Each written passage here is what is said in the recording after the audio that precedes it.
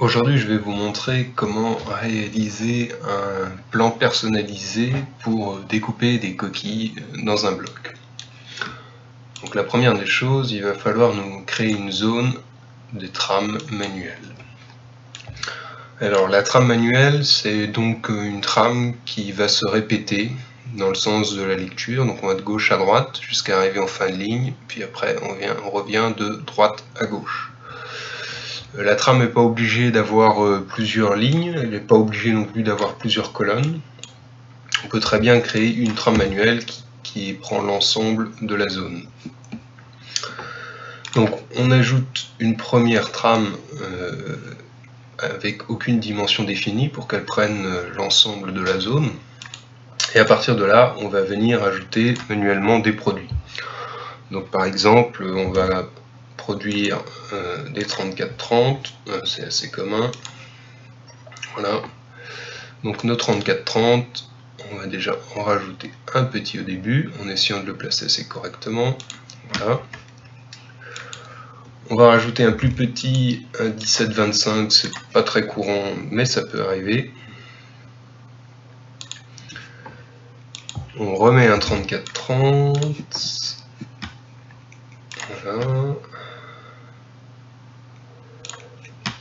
Et enfin encore un 17-25.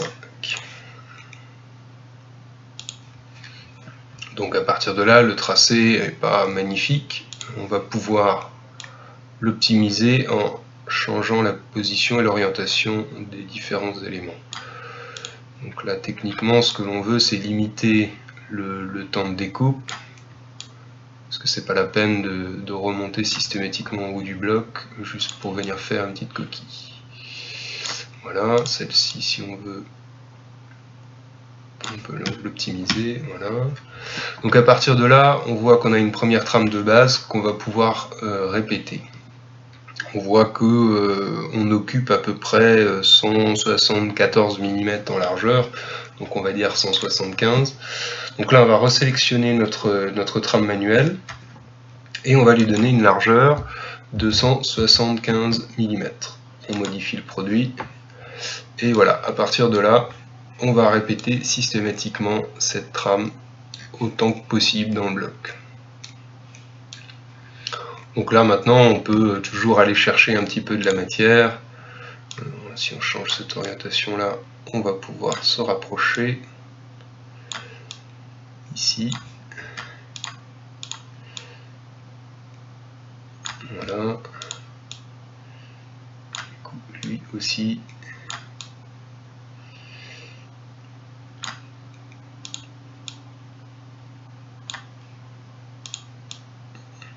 Voilà, à partir de là, on peut encore gratter un petit peu de largeur. On va tenter à 170. 170, on est bien. Voilà. Donc là, techniquement, on voit qu'on pourrait même prendre un bloc qui est un petit peu moins haut. Là, de base, j'ai pris un bloc de 200. On pourrait descendre sur un bloc de 180. Voilà, pour avoir encore un peu moins de perte matière.